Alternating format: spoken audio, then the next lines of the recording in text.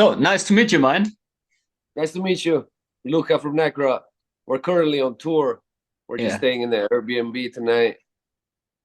How's it going so far, the tour? The tour has been amazing, man. Like the shows are huge because we're on tour with Municipal Waste, which they're like, they're pretty big here in the United States, probably in Europe too. So the shows are all like 800 capacity or more, or 1,000, 1,500. So every night we got to play with a big crowd, and it has been amazing, sick, really good Okay. shows. People goes And nuts too. It's like, it's the kind of band that brings all the shows are all ages. Here in the United States, some venues you can go in if you're over 21, but all the shows have been all ages. So there is a lot of young kids, and young kids like to go fucking nuts, yeah, which is really cool. It's that's fun. cool. That's cool. And there are about 31 scheduled shows so far, I guess. So it's kind of a workout, isn't it? To Yeah, play we have so we have many one. gigs. We have 32. We have a secret show at the end of the Okay. tour. And you're still Yeah, but you're it's good, still man. on? Is Good it all times. going well, yeah? Yeah, man. It's fun. This is great. And what was the most impressive moment yet on all those shows you played? Oh, the most impressive moment. Oh, I think the highlights so far have been like probably Denver, the Bay Area, the Los Angeles show.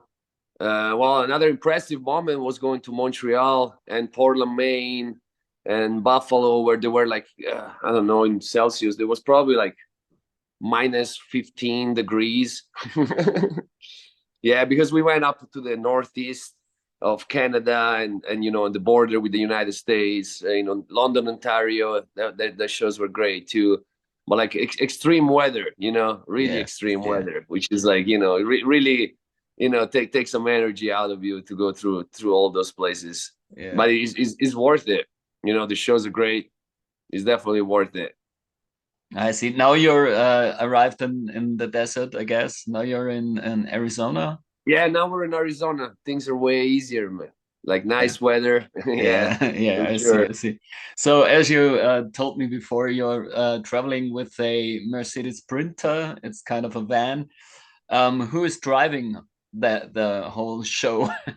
Well, our friend Mila, uh, we have a driver. He has been doing this for many years in Europe and in the United States. So it's like we do have a driver and a merch person. And then on this tour, we were lucky enough that we're able to use. I mean, we're paying him, but we're able to use a municipal waste sound person. So we didn't have to bring a sound person with us. So we're only the three of us, our driver and our merch person. But Okay, usually, when we go on our headlining tour, we bring our sound guy too, of course. that's cool. That's cool. Now your third record, Lifeless Birth, is about to be released. I guess very soon. Very soon, April 12th. Yeah. And are you already playing some new songs on the We're playing shows? one And song. We're playing one song. This the song that we already announced, called "Cut the Cord." yeah, We've been opening the set with that song every night. and the people like And it. yeah, people likes it, man. People go nuts. They like it. Yeah. Yeah, for Um, sure. It's exciting to play new songs. Like I can't wait to like in June, July, we're doing another round of like 45 days in the US and Canada. And then 10 days later, we're coming to Europe for a month. And we're finally going to be able to play all the new stuff. The album will be out. Because usually, you don't play the new songs until yeah, they're out. So yeah, it's like, I can't wait. I can't wait to play all the new stuff. And I can't wait yeah. for people to be able to listen to the whole album, man. I I'm see. excited. I just listened to the album once, and I must say it sounds more European to me, like the first two album records. What are your thoughts on that? You Did mean you this one change sound more? anything on the sound, sound wise? Do you mean this one sound more European or the one Yeah, before? to my ears, this one sounds more European. You feel like, what is it? Maybe there is a little bit more melody. What is that you're catching of the European To sound? me, the guitar sound is sounds a bit more like Scandinavian death metal. More brighter, a little more Yeah, brighter. I yeah, see what you. Well, we're using the same stuff. We're still using the same amplifiers and the same guitars, and I guess that, like, you know, we still record with Greg Wilkinson at the Hammer Studios in Oakland, and it's like we've been recording with him all of our albums. And I think that, like, it's also like his studio is improving, and he's able to get more clarity out of the guitars. He's able to still have a really, we wanted, like, you know, the heaviness, we wanted the low hand, because we're down tuned to be standard. So we do have that low hand, like, you know, you can't get away from it. But like, we wanted to have the clarity that the guitars to be able to cut through and have a sound that is like, you know, you can hear everything that is done. I'm really satisfied with the way the record sounds. But I see what you say. It's like, it is a little clearer, slightly brighter, but I think he still has that bottom low hand that, like, is part of our sound. Yeah, yeah. Maybe it could be something a little bit about the songwriting. I don't, but like, yeah, a little bit between the two things. I feel like you're feeling a little more Scandinavia in it. Yeah. Is there a main subject on the lyrics you followed on that record?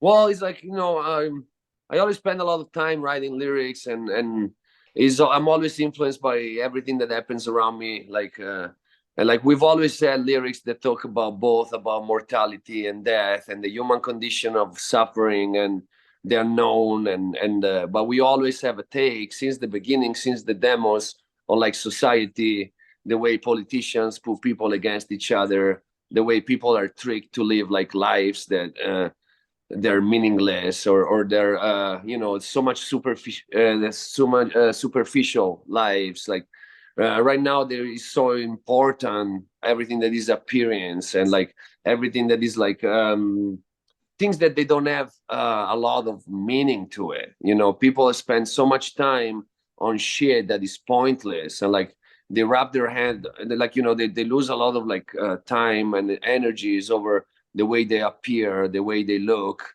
the way things should be. And what I don't know how to explain it, but like, I feel that, like, we live in a society that is very repressive mentally. You know, people are constantly forced to face things like that divides people. Everything is used to divide people. You know, that they want us to be against each other, they want us to be blaming each other for things not working or for whatever, and then they want you to blame the immigrants, and then they want you to blame this category of people. And then it's like, we're all in the same boat. Like, we're all on this planet, we're all gonna die. We don't know what the fuck we're doing here. You know, life is already so hard for each one of us as it is, to be constantly bombarded by negative information trying to divide people. Even in the same extreme music scene, is like, you got people that they're like judging someone or someone else for their musical taste. And to me, that's insane. It's like, everybody should be able to listen to whatever the fuck they want without any shame. You know, you like what you like. It's not that you're a better person if you listen to an album, or you're a worse person if you listen to a different album. You know, Yeah. everything in society is used to tear us apart. And it's like, we're already suffering from our human condition, you know. And it's like, so it's like, you know, we try to put all of this in a big uh, metal lyrics. You know, when I write my lyrics, I always try to have both like psychological human condition things, but also like the effect that this fucked up society we live in have on the way we think, on the way we live, on the way we perceive life at all. It's like coming from the point that we don't even know if this life is even real, you know. Yeah. It's like With that, every moment is gone, the moment after, and it's like everything is just a matter of time, but it's going to be forgotten. You're going to die. Even the planet is going to die at one point. Like, everything yeah. is going to be gone. There's only so many generations that they're gonna remember whatever you did or you didn't do. And it's like we have so much pressure from society on stupid little things that is important to realize that everything is a passing thing, and we don't need to go fucking nuts on each other all the fucking time. You know what I Yeah. mean? Yeah.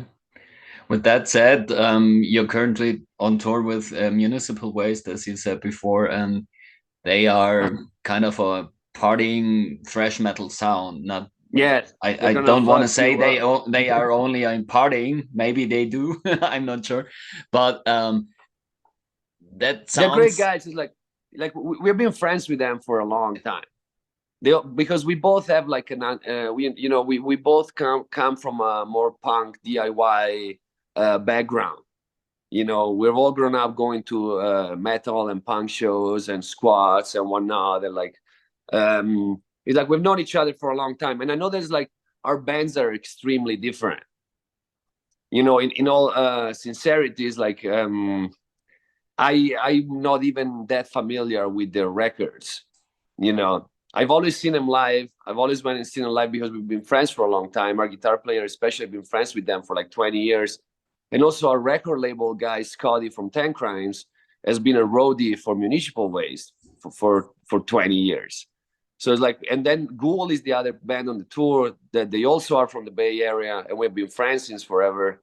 So it's like we all known each other for a very long time. So we've been wanting to do this for a while, and it's really cool that it's coming together. Even if we're not exactly the same kind of music, we've all been friends. We have all had a connection, and it's like it's really fun. And for us, it's like it's really good to get exposed to different crowds, because it's like our regular crowd is more like death metal, extreme metal people, darker stuff. You know what I mean? So it's like when we go on tour with a band that has a different audience, because they have a lot of kids that come from the punk and crossover hardcore, or like people that skate or whatnot, and it's like it's cool to play some fucking heavy shit in front of these kids that they might have never heard it. You know what I mean? And then they're into it. They get into it, and I think that's really cool. I love doing that, because you can't always preach to the same people. You have to play to different kinds of people that then they're gonna get into more extreme kinds of metal eventually through you, which I think is great. And I I enjoy guess, and I doing that a guess, lot. and I guess it works out very well, the both of you together on tour, because Necrot plays high speed death metal Yeah, sometimes to totally, me, totally, totally. and that's It's like why our, that's our why show, our show, yeah, our show is pretty intense on like a chaotic way. Like there is a lot of like people going nuts and throwing shit, and yeah. it's cool. It's like our show is like a fucking fast punk death metal show. So it's like it's cool, man. I think it's a good match or whatever. Yeah, yeah. The energy is there. The energy is definitely there. Coming back to Lifeless Birth again, if you had to describe the record by using just three keywords. Oh, I'll be like aggressive.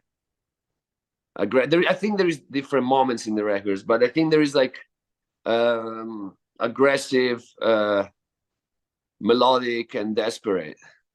I feel Okay. like it goes through these three stages. Like I like to think when I write an album, I like to think that people are gonna listen to the album from the beginning to the end.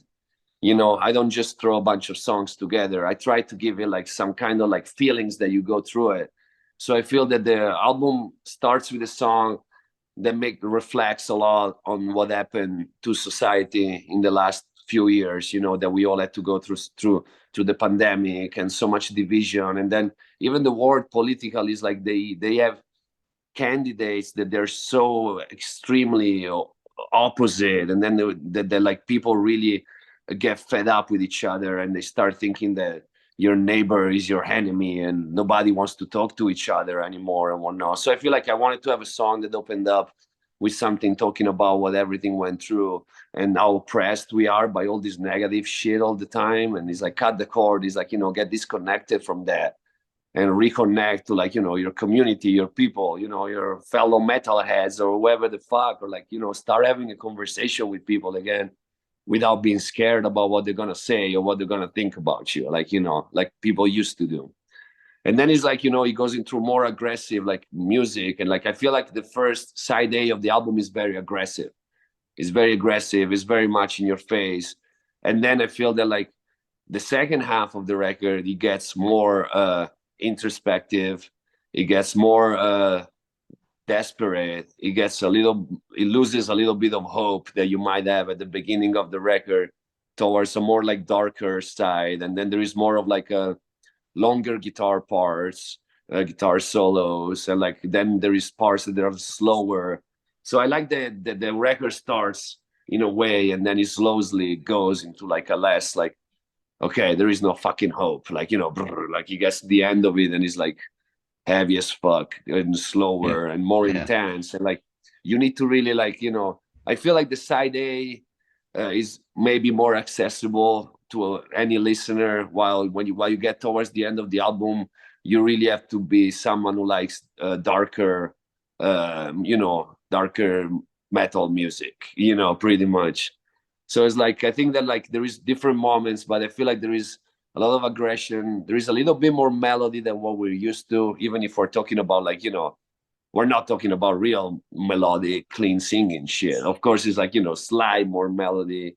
And I think that there is like, so I don't know, aggressive melody and desperation at the end, something like that.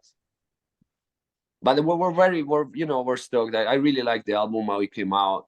It's like, I had more time to write the album this time, because on the previous one, Mortal, we did like over 300 show after Blood Offerings came out. So it's like I was writing Mortal in between tours. Okay. And then we had like very little time to practice and go record it, because we had to go on tour again, you know. And then the pandemic happened. But like with this album, it's like I have more time to just sit down and take the time every day, you know, because on my regular life, or my when I'm not on tour, I still go get in. I have a room where I just play, and I always spend at least an hour every day in there, you know, playing. But then when it's like time to write a new album, I'll spend like 3-4 hours every day just with my guitar, disconnect from everything and be there. And it was cool to have more time to do that. More time to do that. It sounds to me that you are a hardworking musician. If you had to choose between studio work and being on tour, which one would you prefer? I mean, you can't. I think that you need both. It's like, to me, it's like, you know, we have always wanted to do this. Me, Chad, and Sonny, the three of us, we have always wanted to be professional musicians and pursue a career in extreme metal. We've always had that clear in our mind, and it's like, the way I feel like you can only progress, you know, that progression is so correlated to you going on tour, because it's like the experience that you do by being on the road and playing a lot of shows, and play shows under really hard conditions, because sometimes you have to be to the venue really early. You have to drive so much that you don't even have time to eat. You know, you get to play the show in front of 1,000 people in New York or some shit, or LA, or big places, and you haven't even had time to sleep and eat and like properly, or like you haven't have time to stop for a second for weeks, and you still have to get on stage and perform and kill it, you know. And then I think that is like that pressure and that all that work makes your band grow so much, because it makes you very confident of what you're able to do. It forces you to be pushed to the limit, you know, of playing every night and being so many places and driving so far. Distances are so far here in the United States. So it's like, I think that like that, and also it's like going on tour, you learn from the bands that you're on tour with. So it's like, it's really cool, because it's like, you know, we went on tour with Morbid Angel, went on tour with Cannibal Corpse, we went on tour with Suffocation, even we went on tour with Black Dahlia Murder, which is like a complete different style of music, but it's like they're so professional, and it's like they play like an hour and a half without stopping ever, and they're so tight and so fast, and like the way they, and it's like, you know, you learn from every single band you go on tour with, and you learn from the struggle of making it to the next show and killing it every night, and like that gives you so much confidence to like become better and better. And also playing a lot every year, over 100 shows, it makes you so tight with your band, and then you're spending so much time together in small spaces that you're like, you become really connected, and then makes you grow. Because it's like, I can go in my room in my house and play guitar or bass every fucking day by myself. I can only progress this much. Or we can go in the studio together every day in our hometown and practice every day, but you can only progress this much. It's like, I feel that like the time on the road is what really makes you push your capability to the maximum, and then you can get what's the best of you out of it. I think is sick, is important. I see. It's a sacrifice, you know what I mean? Because you're sacrificing a lot of your life at home. You're sacrificing having a normal life, you know, where you're able to build relationships like the, or you know, that requires more time than just you being there once in a while. Like you sacrifice a lot to it, but it pays. If you love music, you know, it pays off, because this is Yeah, what you want to yeah, do. You know, this yeah, is, you want to see how good you can be. You want to play those shows. You want to write another album. It's like, it's exciting, man. It's cool. yeah. I like And it. and you're able to visit places you probably wouldn't. To an extent, you know, Yeah, you visit a lot of venues yeah, and a lot of gas yeah, stations. yeah, yeah. That's But yeah, it. you get to connect with the people. Yeah, And it's like, you know, man, I'm really lucky, because it's like, my wife, I'm married. My wife, she's amazing, and she's super supportive. You know, she wants me to go on the road. She wants me to go on tour. She wants me to be the best version of a musician I can possibly be. And it's like, it's so important to find someone, regardless of what you do, it's important to find someone that like respect who you are and really yeah, loves you for who you are and pushes you to be the best you can. Because sometimes it's like, it's so hard for so many musicians to have a normal life and the tour life, you know. And then it's like, you wouldn't imagine it, but like, so many people end up with like depression problems, also because when you're on tour, you're always with around people, you're always doing something, you have a purpose. Every single minute of your day you have something to do.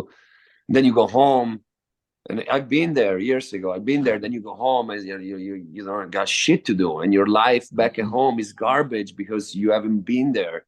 And like, you know, you have these big highs and then you have these big lows, and it's like, you know, we have lost people to suicide, even from bands that were doing great. And it's sad, but like sometimes people don't realize that like, it's not easy to have a balance with yeah. this lifestyle and a normal life, you know. And then everybody's seeing that you're playing big shows and whatnot, so they're like, oh, your life is great, nobody fucking worries about you anymore, you know. Mhm. It's kind of weird. Today it's your day off, and you're working again right Yeah, now. yeah, yeah. But it's our day off because we have to drive like 13 hours to get to San Antonio, Yeah. Texas. So it's like the days off, usually you're like driving. So it's like, yeah, Okay. I have this half an hour to dedicate you, man, and I'm glad I do. But like soon we gotta get in the van and start driving. Okay. Okay. What was the most embarrassing moment for you on tour? If you think about Spinal Tap, maybe. What was your Spinal Tap moment? Embarrassing, Yeah. embarrassing. Well, I mean, every time something goes wrong on stage, if something gets disconnected or whatnot, or but that hasn't happened in a while. But like those are always like, you know, you're in front of a lot of people. If something starts not working, it's like that's embarrassing. But like, if you want to know some funny stuff, I don't know. Damn. I mean, I'm sure I shit myself at one point in one of these tours. Yeah, 100%. Because it's like, you know, you're eating really bad, and like, you know, and then you're not sleeping. Like years ago, we used to do tours that they were insane. It's like we would be two bands in a van full of shit, so you can even move, and then you will get to the venue, and then we would be like asking people that we had just met, be like, "Hey, can we crash at your house?" You know, and then you end up in situations where the house is destroyed and there's people doing drugs, and you're just sleeping on the floor with this fucking dirty and like eating garbage every day. I'm sure down the line I farted thinking that it was just a fart, and it wasn't just a fart. Oh. Okay, next question. I think that's what you wanted to hear, right? You wanted to know I something like didn't this, want to right? hear that. Thank you. Too much information. Are there some major differences between Northern America and Europe?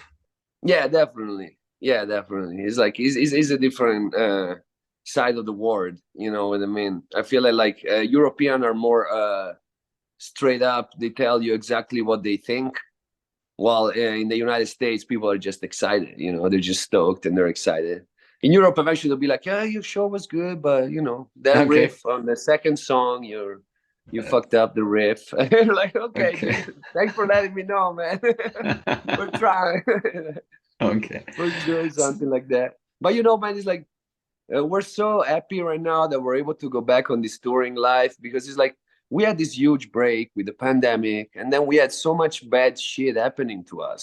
Our drummer had to go through surgery, back surgery, and then they fucked up the surgery. They had to have surgery again, and then he had to do a year of rehabilitation, and now he's back on shape. But like, right when we were supposed to record Lifeless Birth, I got 2 days before we were supposed to start recording, I got Bell's palsy, which is a face paralysis, and my face was completely paralyzed. So we had to postpone the recording, and then I had to fly. I'm originally from Italy, so it's like when the tours were starting again, my father got very ill. He was about to die, so I had to fly out to Italy to help my family, because my mom called me. She was like, "You need to come out here and help, because we don't know what to do." Because we also have like a really old grandmother. Then now she died, but like she was alive back then, and my father was taking care of her, so he couldn't anymore.